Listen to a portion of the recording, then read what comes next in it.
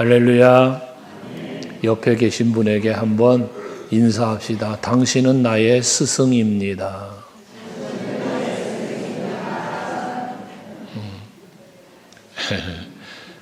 왜 옆에 계신 분이 여러분에게 스승이 되는가? 그 이유를 굳이 묻는다면 그분이 나에게 모범이 되기 때문입니다. 우리가 스승의 주의를 지키고 있는데요. 그리스도인으로서의 스승을 생각하면 말할 것 없이 예수 그리스도시죠. 예수님은 우리의 영원한 스승입니다. 그래서 우리는 그리스도 예수를 통하여 사랑을 배웠고, 그리스도 예수를 통하여 하나님 나라를 배웠고, 우리가 어떻게 살아야 할지, 인생의 길을 어떻게 걸어가야 할지, 어떤 것이 복되며 생명의 길인지를 오직 예수 그리스도를 통하여 우리는 배웠기에 우리의 영원한 스승은 바로 예수 그리스도라고 고백할 수 있는 것입니다. 그런데 우리가 그리스도 예수가 스승인 것처럼 우리 한 사람 한 사람 각 개개인에게도 육체적으로나 또는 영적으로나 여러분들에게 또한 예수 그리스도 외에도 인간관계 속에 스승이 있을 줄로 압니다. 지금 교육부서 예배를 드리고 있고 조금 전에 선생님들에게 우리가 작은 정성이지만 선물을 드렸습니다마는 아이들을 믿음 안에서 잘 양육하고 믿음 안에서 바르게 자라게 하기 위해서 애쓰고 수고하는 교사 선생님들의 수고가 있단 말이죠. 그 교육부서의 교육 수고하는 교사 선생님들의 수고로 인해서 다음 세대가 세워져 가는 겁니다. 우리 서강교회는 다음 세대가 더 든든히 세워져 가고, 그래서 미래가 큰 비전과 꿈이 있는 그런 우리 교회가 될 수 있기를 원합니다. 그런 의미에서 우리는 주일학교에서 수고하고 있는 교사 선생님들에 대한 참으로 뭐라고 표현할까? 존경스럽다고 할까요? 그런 마음이 여러분에게 있기를 원합니다. 내 자녀들을 지금 부모의 입장에서 가르치는 자녀 교육도 있지만 주일학교 부서에서 여러분의 자녀들을 어려서부터 가르치고 있는 우리 교사 선생님들, 근속 20년이 넘는 분들도 계시고요. 참 오랜 기간 동안 계속 교사로 수고하는 교사 선생님들 많이 계십니다. 근데 여러분들이 그들의 수고를 좀 더 격려하시고 감사할 수 있기를 바랍니다. 그래서 스승의 주의를 맞이할 때만 아니라 평소에도 교육부서에 좀 더 관심을 가지시고 찾아서 들여다보시고 가끔 간식도 좀 사주시고, 할렐루야.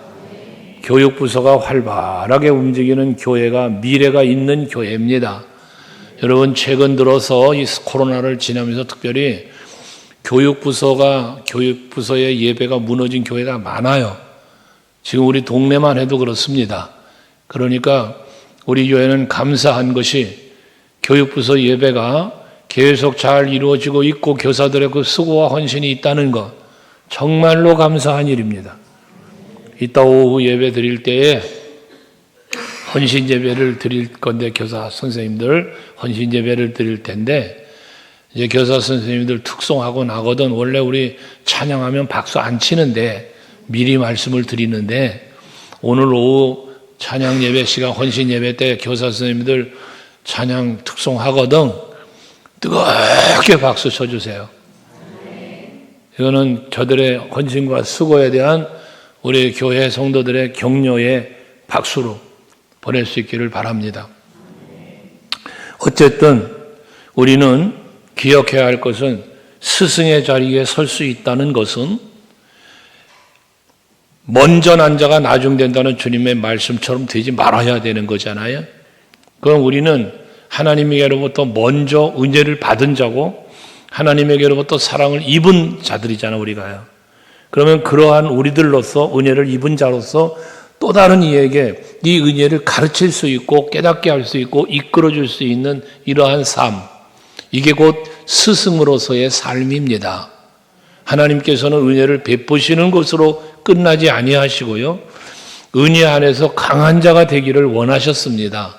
오늘 1절에 보시면 말씀을 하는데, 사도 바울을 통하여 하나님께서 디모데에게 말씀하시는 거잖아요. 오늘 이 시간도 저를 통하여 하나님이 말씀을 하시는 거예요. 근데 그 말씀 속에 무슨 말씀을 하는가? 내 아들아, 그러므로 너는 그리스도 안, 예수 안에 있는 은혜 가운데서 강하고 라고 말씀을 해요. 이미 그리스도 예수를 통하여 받은 은혜가 있지요. 그 은혜가, 은혜 안에서 강하라는 말은 무엇을 말합니까? 은혜를 기억하고 은혜의 가치를 알고 그 은혜를 힘입어서 세상을 이기고 악을 이기고 은혜에 합당한 삶을 살라는 말씀을 표현했다고 봅니다. 오늘 예배하시는 여러분, 여러분들이 받은 바 그 은혜, 나의 영원한 스승이신 예수 그리스도로 말미암아 나에게 가르쳐 주시고 보여주신, 부어주신 그 은혜를 여러분들이 바르게 아시고 은혜 안에서 강한 자가 되셔서 신앙에 승리하는 여러분 될 수 있기를 주의 이름으로 축원합니다. 은혜를 베푸시는 것으로 끝이 아니라 그 은혜를 누리면서 은혜 안에서 강한 자가 되어서 세상과 악을 이기는 삶을 살기를 하나님이 원하셨다는 거죠. 왜? 강하지 못하면 실패자가 되기 때문에, 힘이 없으면 늘 넘어지고 실족하기 때문에, 그래서 우리의 신앙생활이 무너지는 신앙생활, 넘어지는 생활이 아니라 언제나 일어설 수 있는 그런 강한 은혜 안에 사는 여러분들이 되기를 하나님은 원하신다는 거예요. 오늘 에베네셀에서 찬양하는 가운데도 나는 교사입니다 찬양을 하시면서 가사 중에 보니 힘들고 어려운 때가 있고 넘어질 때도 있지만 주님이 일하시니 그러니 나는 일어섭니다 라는 그런 고백들을 하셨는데요. 이것이 은혜 아니겠습니까? 이제까지 부어주신 은혜가 있었던 것처럼 앞으로도 계속해서 은혜는 우리에게 임할 것입니다. 그러므로 우리는 뭐 해야 됩니까? 은혜를 사모하는 자가 되어야 합니다. 은혜 없으면 오늘 내가 있을 수가 없고, 은혜가 없으면 내일을 살 수 없음을 우리는 하나님 앞에 고백해야 되는 것이에요. 만약 우리 스스로가 내 자신의 능력으로 살 수 있고 내 자신의 힘으로 무엇인가를 이룰 수 있다라고 하는 생각 속에 빠져서 살게 되어지면 우리는 교만에 빠지게 되어집니다. 하기 때문에 우리는 지금까지 지나온 날들이 하나님의 은혜였음을 기억하고 지금도 은혜 속에 살고 있음을 깨달고 미래를 향한 앞으로도 하나님의 은혜가 있어야 내가 살 수 있음에 대한 그러한 믿음을 가지고 더 큰 은혜를 사모하며 하나님 앞에 살아가는 여러분 모두 될 수 있길 축복합니다. 그 은혜 없이는 그래서 우리는 아무도 살 수가 없어요. 그 하나님은 이 은혜를 우리에게 깨닫게 하시려고 하나님의 은혜로 내가 살아가고 있다는 사실을 깨닫게 하시기 위해서 약한 자를 들어서 강한 자를 부끄럽게도 하시고요. 가난한 자를 들어서 부요한 자를 부끄럽게도 하신다고 하나님 말씀하고 계시지 않습니까? 고린도전서 1장 27절과 29절까지의 말씀, 세 절의 말씀을 한번 같이 보시면 같이 봅시다. 시작. 그러나 하나님께서 세상에 미련한 것들을 택하사 자기 지혜 있는 자들을 부끄럽게 하시려 하시고 세상에 약한 것들을 택하여 강한 것들을 부끄럽게 하라 하시며 27, 8절 시작. 하나님께서 세상에 천한 것들과 멸시받는 것들과 없는 것들을 택하사 있는 것들을 폐하려 하셨나니. 이유가 무엇인가? 그 이유를 말하는 거예요. 29절에. 왜 하나님은 이렇게 가난한 자를 택하여 부요한 자를 부끄럽게도 하고 약한 자를 들어 강한 자를 이렇게 부끄럽게 하셨냐? 이는 왜 그렇게 했냐는 거예요. 29절 시작. 이는 아무 육체도 하나님 앞에서 자랑하지 못하게 하려 하심이라. 할렐루야. 여러분 기억하실 것은 사도 바울의 고백처럼 내가 나 된 것은 하나님의 은혜로 되었음을 여러분 고백할 수 있기를 바랍니다. 일부 예배 때도 그런 말씀을 드렸는데요. 저는 스승의 날이 되면 해마다 저에게 큰 교훈을 주셨고 제 인생의 어떤 전환점을 갖게 해 주셨던 그런 선생님들 세 분이 저에게는 있었습니다. 어린 시절부터 돌아볼 때 저에게는 어쨌건 세 분의 선생님이 계셔서 스승의 날이면 늘 전화를 드리고 했었는데 안타깝게도 다 돌아가셨더라고요. 그래서 스승의 날이지만 고맙습니다라고 전화드릴 선생님이 계시질 않아요. 그러는 중에 제가 가만히 생각을 해보았습니다. 과연 나의 스승, 내 인생의 어떤 전환점, 나의 생각을 바꾸고 내 삶을 바꾸고 그래서 참 바른 길을 갈 수 있도록 이끌어주는 스승, 돌이켜보니 그 세 분만이 아니었음을 깨닫게 되었습니다. 이번 스승의 날을 보내면서 엊그제 돌이켜보니 내 주변에는 많은 스승이 있었습니다. 그 세 분만이 아니라 내가 힘들 때면 지칠 때면 다가와 격려해 주었던 그런 분도 있고 그것이 가족이었던 친구였던 또한 선배였던 후배였던 때로는 내가 방황하는 심령을 가지고 뭔가 지쳐 있을 때에 또한 손 내밀며 바른 방향으로 갈 수 있도록 손을 잡아 이끌어 주었던 그런 분들도 계시고요. 근래에 스승의 날 당일날에 제 딸 아이가 저에게 한마디를 하더라고요. 근데 그 말이 물론 저를 위로하는 말이었고 좀 그런 말이었습니다만 그 말을 듣고 가만히 돌이켜 보니 내 아이지만 내 딸이지만 그래 네가 나의 스승과 같다는 생각을 하게 되었습니다. 어린아이도 나의 스승의 역할을 할 수 있고 여러분 나보다 부족한 것 같지만 그가 나에게 올바른 걸 깨닫게 해줄 수 있는 경우들이 있지 않습니까?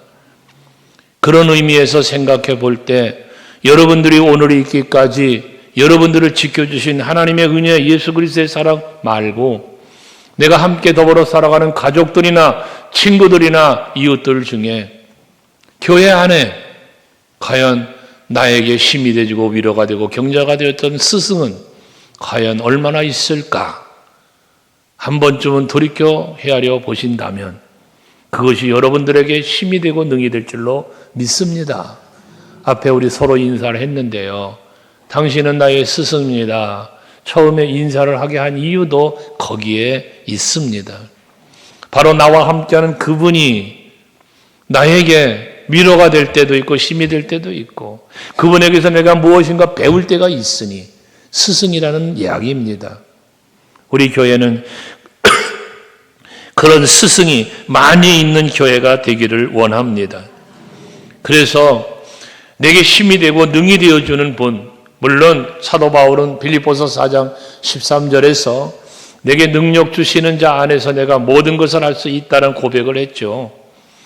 성령의 능력, 예수 그리스도의 이름의 능력, 여호와 하나님의 크신 사랑, 이 모든 것이 바울에게는 능력이 되었던 것처럼 오늘 우리 서강교에서 예배하고 있는 여러분 모두 다 그 능력을 공급받는 성도들이 되시기를 바라고 그것이 여러분에게 은혜로 깨달아질 수 있기를 원합니다.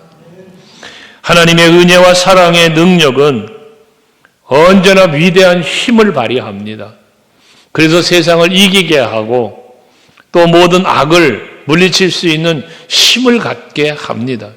그래서 우리는 뭐합니까? 그 은혜의 힘으로 세상을 이깁니다. 마귀 사탄의 유혹을 이깁니다. 믿음을 지킬 수 있게 되어지는 겁니다. 지난주에도 잠시 말씀을 드렸던 것처럼 우리가 신앙생활 하시다 보면 여러분 그렇잖아요. 신앙생활 포기하고 싶고 교회 생활 참 떠나고 싶고 받은 직분 사명 내려놓고 싶은 마음이 우리들에게 찾아올 때가 있지 않습니까? 그러나 그러한 때에 그러한 생각에 무너져 내리지 않고 도리어 하나님의 은혜를 마음에 품고 더 열심으로 하나님을 믿고 섬기고 예배하면서 하나님께 영광을 돌릴 수 있는 삶을 지금까지 살아온 것이 여러분들 아닙니까? 이 자리에 이렇게 있기까지 은혜 베풀어 주신 분이 여호와 하나님이시고 예수시며 성령이심을 믿으시길 바라고, 이렇게 이 예배 자리에 성공할 수 있도록, 예배 성공할 수 있도록 늘 여러분을 이끌어 주시는 구역장님들, 기관장님들, 앞장서 모범을 보이는 장로님들, 권사님들, 이 모든 분들을 돌아보며 그래 저분이 나의 스승이지 생각하시면서 믿음에 승리하는 여러분 될 수 있기를 바랍니다. 할렐루야. 그런 의미에서 다시 한번 옆에 앉아 계신 분에게 당신은 나의 스승입니다.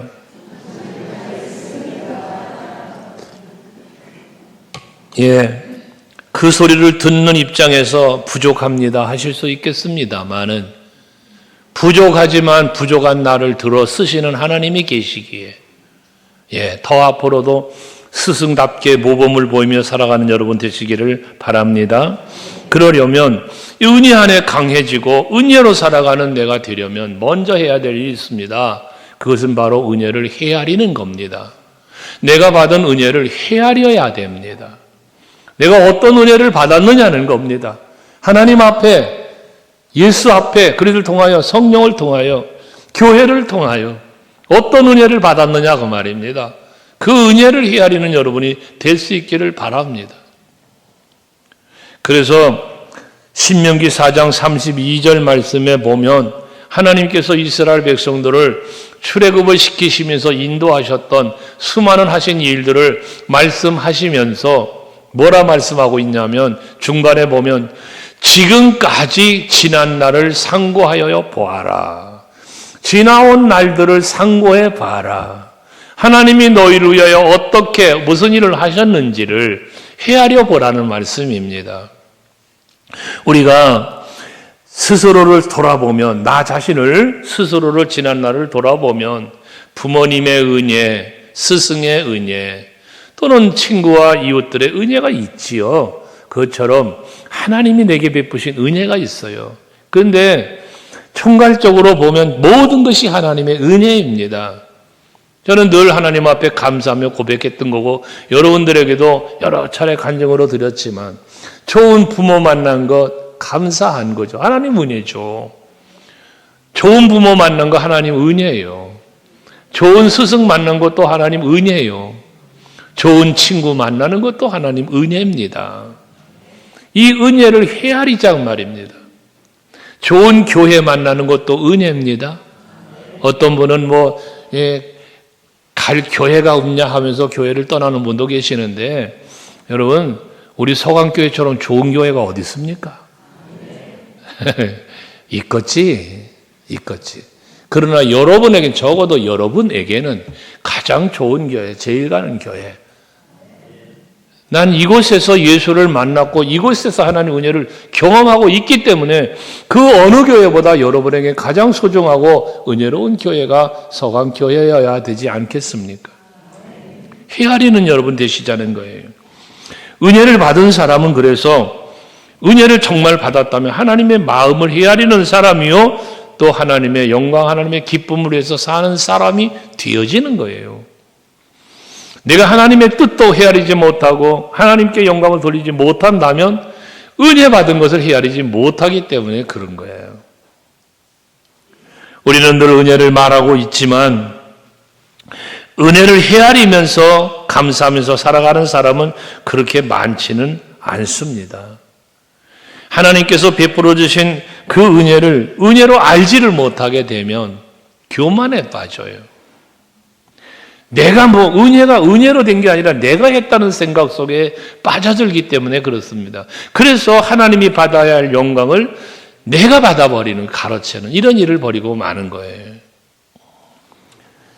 그래서 우리는 생각할 것은 교회를 다니는 것이 신앙생활이 아니라 하나님께 받은 은혜를 깨달아 알고 감사하면서 더 큰 은혜를 사모하며 나아가는 것, 이것이 진정한 신앙생활이라 여러분들이 생각할 수 있길 바랍니다.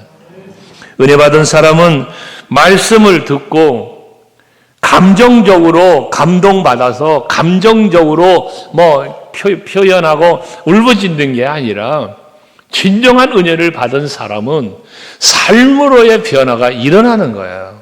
삶으로의 변화. 지금까지 지나온 모든 날이 하나님의 은혜였던 것처럼 지금도 내가 살아가는 삶의 현장이 하나님의 은혜로 살아간다는 사실을 헤아릴 때 깨닫는 거 아니겠습니까? 그러면서 나의 미래도 하나님의 은혜 안에 내가 살게 될 것이라는 소망, 기대감까지 갖게 되어지는 것이에요. 이게 은혜 안에 사는 성도의 삶의 모습인 것입니다. 믿는다라고 우리가 말하는데, 예수를 믿는다, 하나님 믿는다, 믿는다는 말을 많이 하는데요. 무엇을 믿습니까? 여러분, 믿는다는 믿음을 많이 말하는데 무엇을 믿어요? 여러분, 우리는 하나님의 은혜와 사랑을 믿는 거예요. 예수 십자가의 은혜, 그걸 믿는 거예요. 부활 승리, 나를 위한 하나님의 섭리, 언약, 성취, 이걸 믿는 거예요. 그러니까 결과적으로 말하면, 다른 말로 말하면 은혜를 믿는 거예요. 은혜를. 그래서 우리는 그 은혜를 믿기 때문에 뭐냐? 내가 믿음으로 삶이 변화가 일어나는 거예요.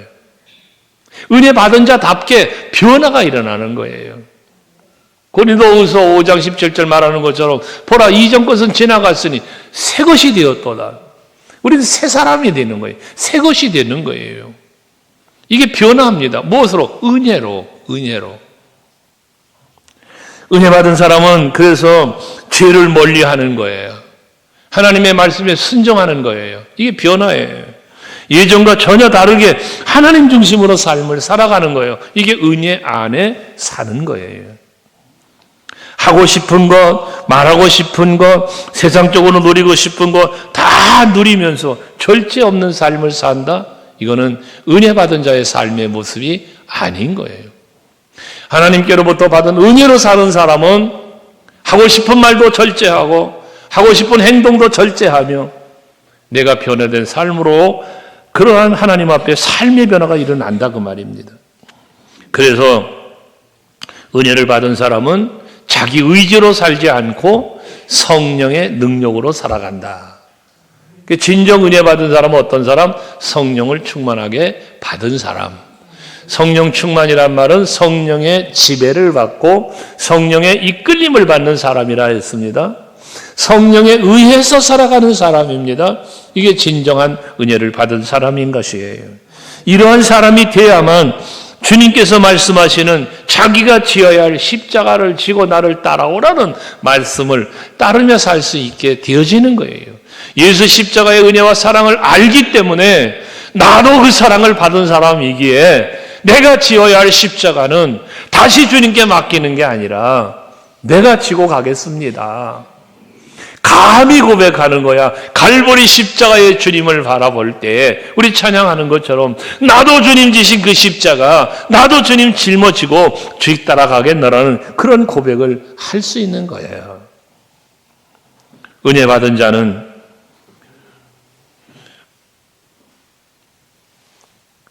끝까지 해요. 끝까지. 중간에 포기하는 게 아니에요. 끝까지 자기 십자가 지고 주를 바라보고 따라가는 거예요. 왜? 오직 예수밖에 없으니까. 그래서 바울은 표대를 향하여 나아가노라 말하는 거예요. 그 표대를 향하여 나아가는데 걸림돌 될 만한 세상의 자랑거리 전부 배설물처럼 여기고 간다는 거예요. 우리 서강교회 성도 여러분, 여러분들의 인생의 중심에는 예수 그리스도의 십자가의 은혜가 있기를 원하고 그 은혜의 헤아림 속에 은혜 안에 강하게 은혜 안에 살면서 주를 바라보고 주님 뜻 이루어가는 여러분 되시기를 축복합니다. 이렇게 헤아림이 있는 성도는 감사하는 성도가 되는 거예요. 은혜를 헤아렸으면 그 헤아림이 있기 때문에 뭐가 나와? 자연히 감사가 나오게 되어 있습니다. 감사. 왜 감사가 나옵니까? 은혜의 가치를 아니까. 그 은혜의 소중함을 아니까요. 그 은혜 때문에 내가 죄사함 받고 하나님 자녀가 되었고 그 은혜 때문에 내가 하늘나라 백성이 되었는데요. 감사해야 되잖아요. 감사해야 되잖아.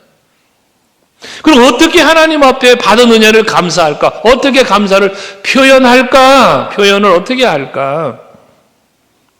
제일 하나님이 기쁘게 받으시는 그 감사의 표현은 예배입니다. 예배. 시편 50편 23절 우리가 많이 묵상한 말씀이죠. 같이 읽어볼까요? 시작. 감사로 제사를 드리는 자가 나를 영화롭게 하나니 그의 행위를 옳게 하는 자에게 내가 하나님의 구원을 보이리라. 할렐루야. 여러분 분명히 말씀하시잖아요.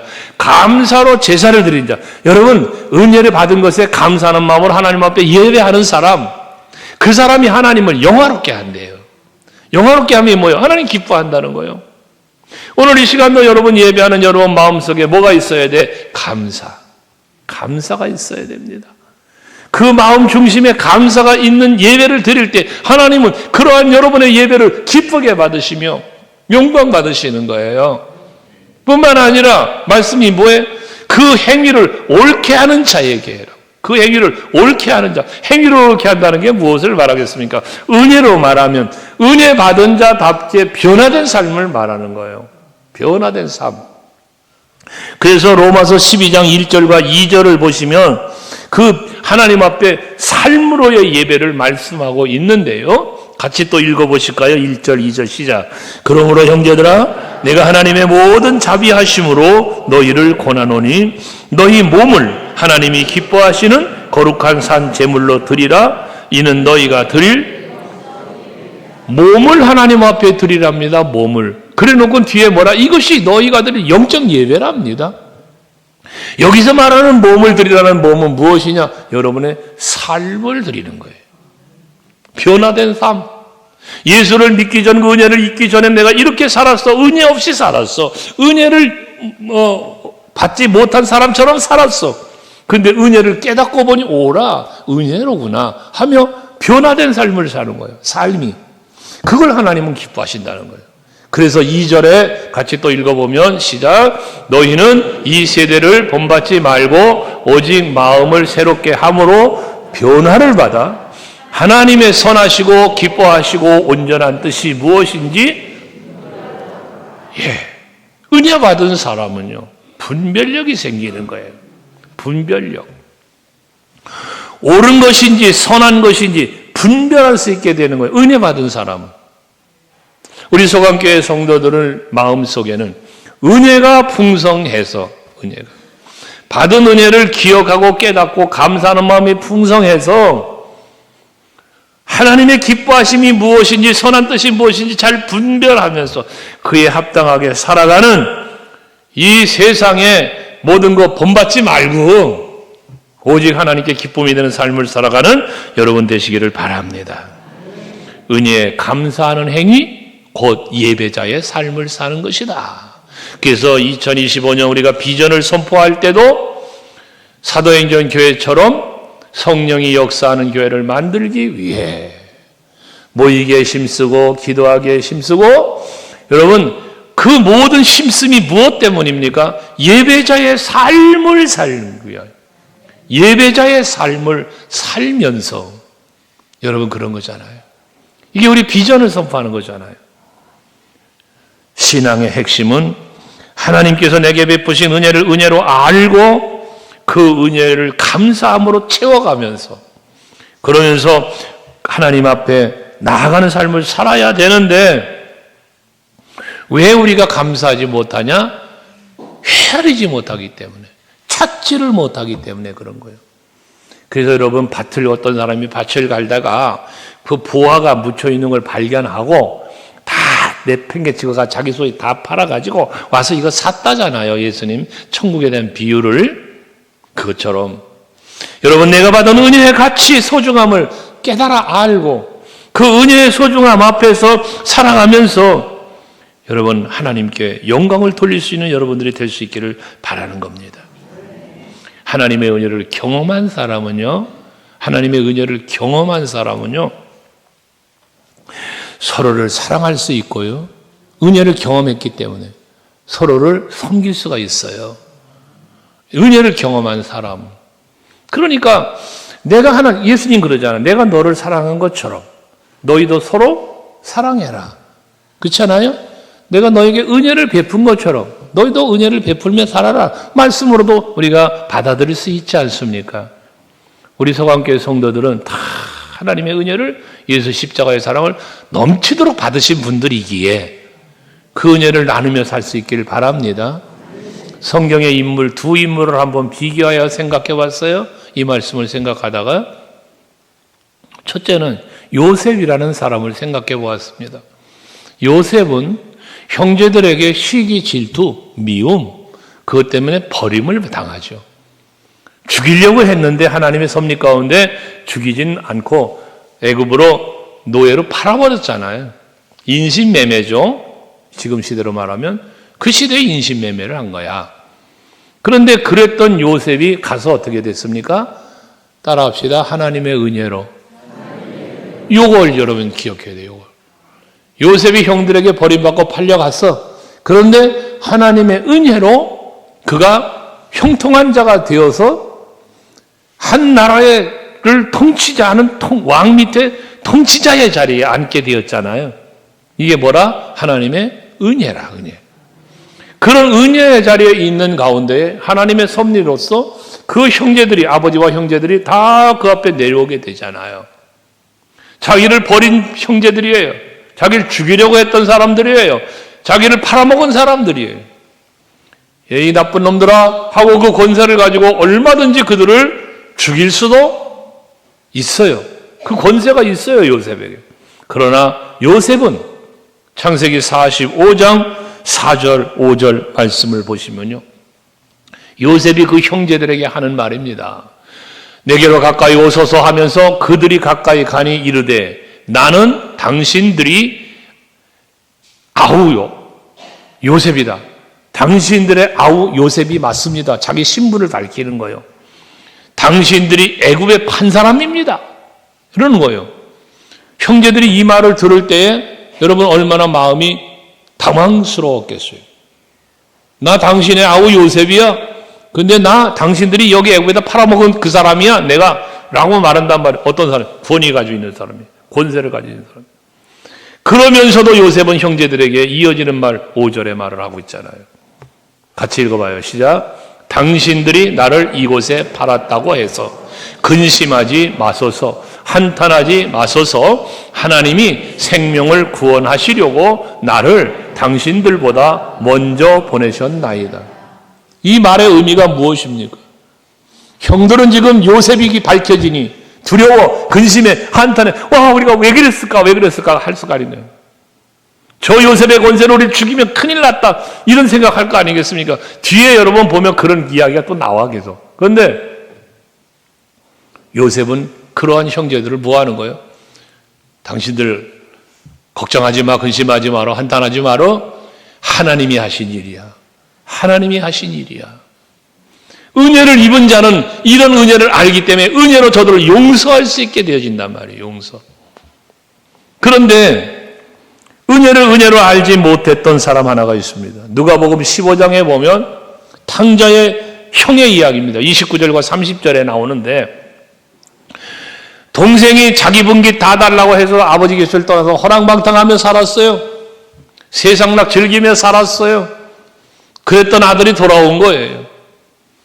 그랬더니 아버지가 아주 환대를 해요.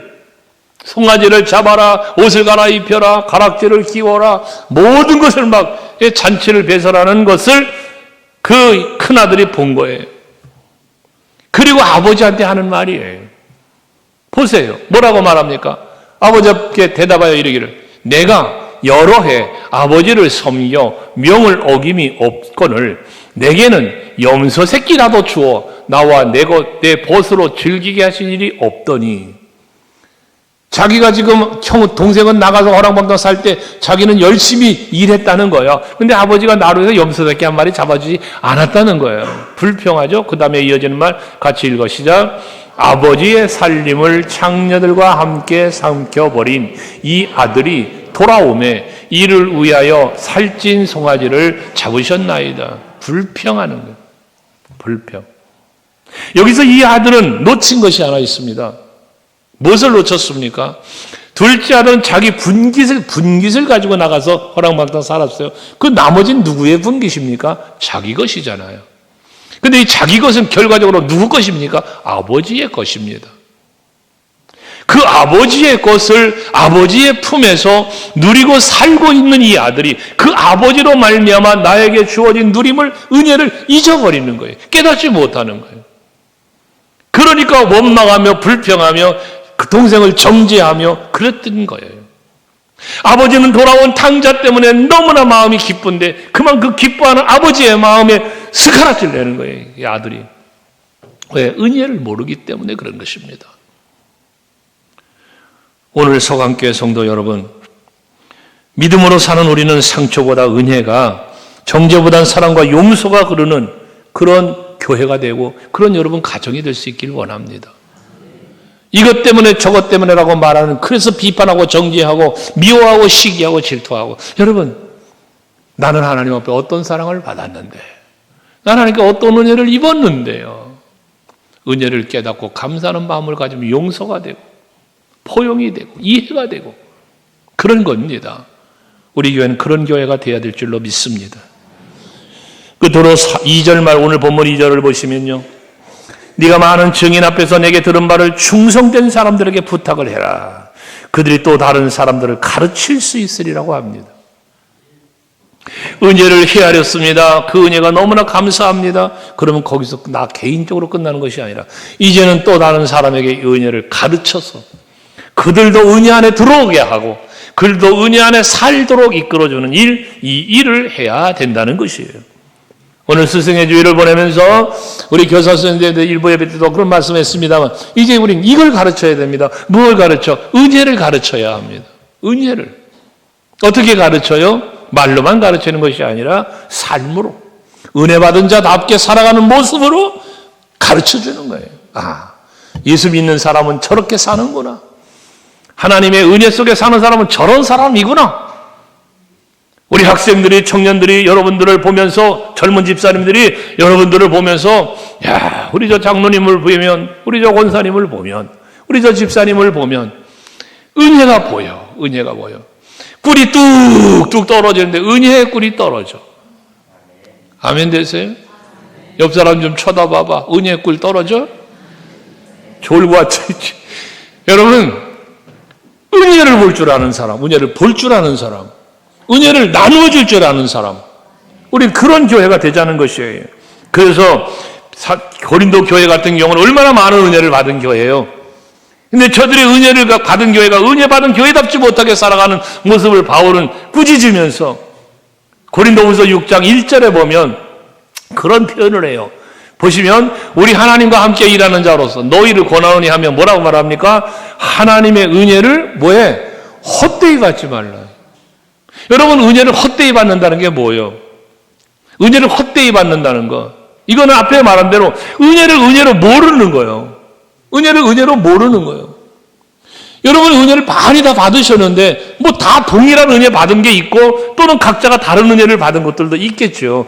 근데 은혜를 받은 것을 기억하지 못해, 감사하지 못해. 이게 헛되이 받는 거예요. 헛되이. 헛되이 받지 말자. 그러면서 6장 2절 말씀을 보면 뭐라고 말씀합니까? 고린도후서 6장 2절 같이 시작.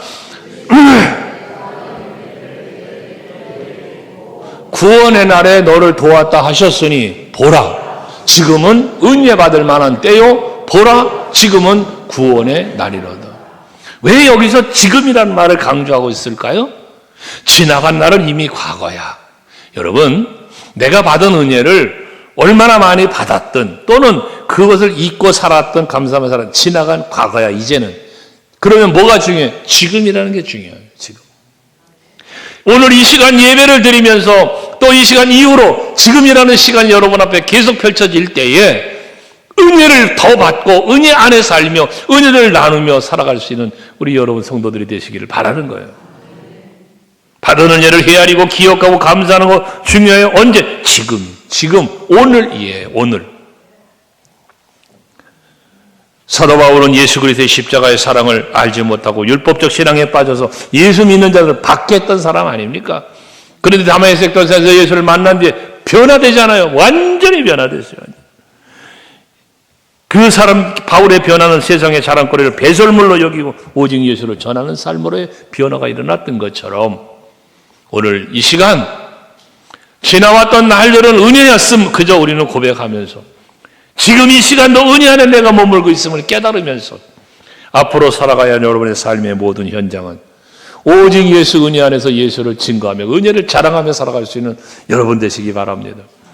우물가의 수가성의 여인처럼 물동이 내뱉어 마을로 뛰어가서 와보라 와보라. 요한복음 20절, 요한복음 4장 29절 말하는 거 아니야. 이가 그리스도가 아니겠느냐. 내가 만난 예수를 가서 전할 수 있는 이런 모습들. 마태복음 20장, 28장, 19절, 20절 말씀에서 예수님 제자들에게 하신 말씀. 이게 오늘날 여러분들에게 주신 명령이고 하나님의 바람이라는 사실을 잊지 마시고 이 말씀 읽으면서 말씀 맺겠습니다. 같이 읽습니다. 시작. 그러므로 아버지와 아들과 성령의 이름으로 세례를 베풀고 내가 너희에게 분부한 모든 것을 가르쳐 지키게 하라. 볼지어다 내가 세상 끝날까지 너희와 항상 함께 있으리라 하시니라. 할렐루야. 하나님께서 우리에게 주신 마지막 명령입니다. 내가 너에게 이런 은혜를 줬잖아. 부어줬잖아. 가르쳐줬잖아. 이제 너희도 가서 전하고 가르쳐 그들로도 그 은혜 안에 살게 해라는 말씀입니다. 그렇게 하려니까 뭐하라? 성령이 너에게 임하시면 사도행전 1장 8절 말씀도 주신 것입니다. 오늘 예배하는 여러분 모두 다 성령 충만함 속에서 오직 예수의 증인으로 살아가시되 내가 받은 은혜를 깨달아 알고 그 은혜에 감사함으로 나누며 전하며 살아갈 수 있게 축복합니다. 기도하시겠습니다.